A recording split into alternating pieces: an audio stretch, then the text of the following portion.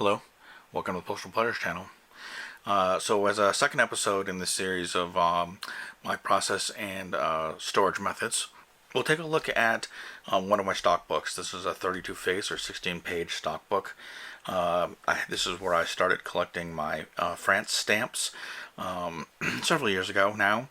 And it worked great. It presents well, but I made a big mistake partway through. I mentioned it in the previous video where I basically skipped an entire year and haven't had the time to fix it yet. But let's take a look. It's an informal video. I'm just going to flip through. I'm not going to zoom in on any stamps, but just really show you how an organization could look in a stock book.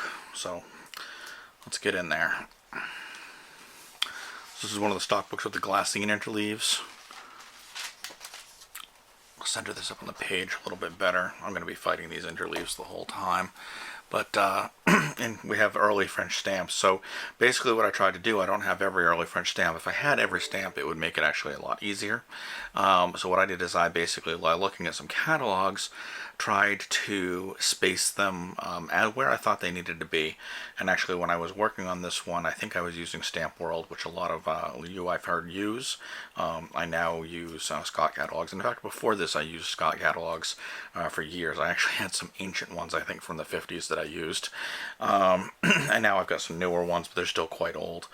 I have a stamp out of place here. I put it upside down to indicate that it's out of place, kind of using this first page just as a storage holder. I have a damaged stamp here, although I think this one might be in position. Just it's the best one I have of that stamp is my guess, although, it could be wrong. I don't remember why I put it there. But, that's page 2. That's page 1, I should say, of my French stamps. Moving on. Was very lucky to get the Sage set, not complete, but a really good, a good amount of some of the rarer ones, which was really nice. I actually got these, believe it or not, out of a huge lot of dealer packets, and one dealer packet was French stamps, and it had a lot of the, more interesting Sage stamps. So I was happy to find that. I know there's a little bit of glare from the camera. I apologize about that. Hard to do this with my situation, so we'll just work through it. So over here we get into the slightly later stamps, and I don't have a ton to say about each of them. These are always fun. The larger size with the second color. Second color sometimes almost looks like damage if you don't expect it to be a two-color stamp. And the French designs are just so interesting. There's a nice perf in there on that one. Just happens to be the top one. So what I do is I just put my duplicates, I fan my duplicates across generally. If I get too many duplicates and that's approaching too many, they'll go somewhere else in an envelope. And in fact, now my storage method, as I mentioned in the previous video, is to use stock cards for everything. So these are really ones I just have not taken out of the album to put into stock cards. I'm not sure if I will, right? Well, I'll think about it. Not high priority for me. One thing I'll point out here is the glassines. If you get any moisture on them, and I got some moisture on it in this case, they get funny very fast, whereas the clear interleaves, which I'll show in a future video, don't react with water at all. Not that you should have water anywhere near your stamp album. So I'll just continue to walk through here. I'm sure this will be only interesting to a few, but certainly an easy enough video for me to make. There's very little editing for this, so why not do it? And I'll go through some of my other ones over time. If there's any stamp you think is interesting or you want to see, let me know in the comments, and I will I'll take a picture of it and give you a little more detail, anything like that. So obviously quite a few gaps here. We're into the mid 30s here.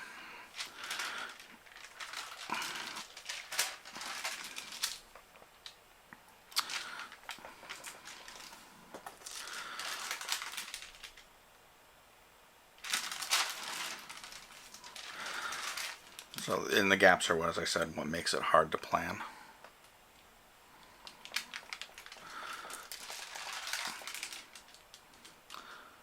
Some nice surcharges.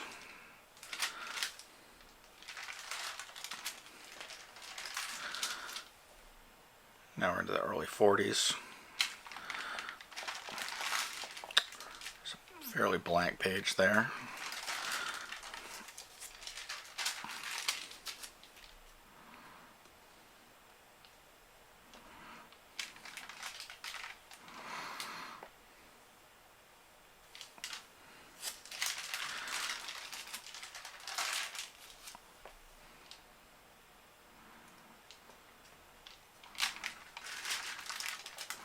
I don't go through these albums often enough now that I've been working with the stock cards. I don't get back to these very often. They're far under my desk on a shelf, so it's a little bit of effort to reach back and grab one.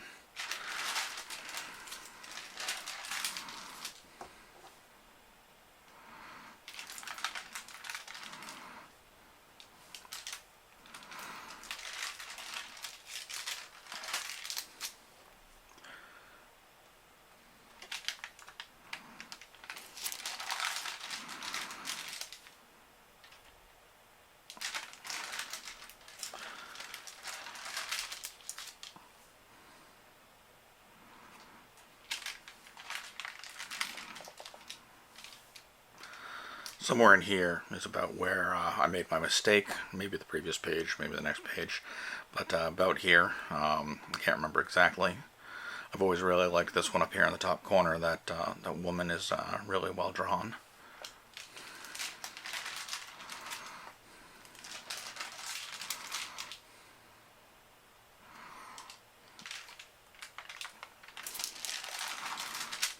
Nearly an empty page.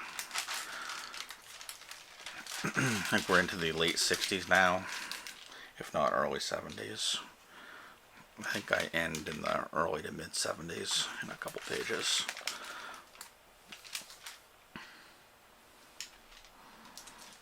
Some nice airmail stamps. It's quite a fun series.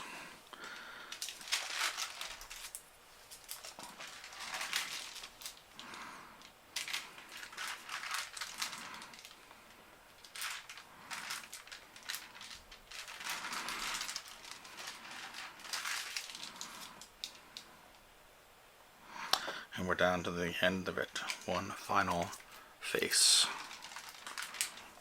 That's always a neat stamp too. Radio telescope. Hey, thanks for watching. Sorry I didn't have more depth to this, but hopefully maybe some of you have some interest in looking about how a stock book could be used to store stamps. Thanks again.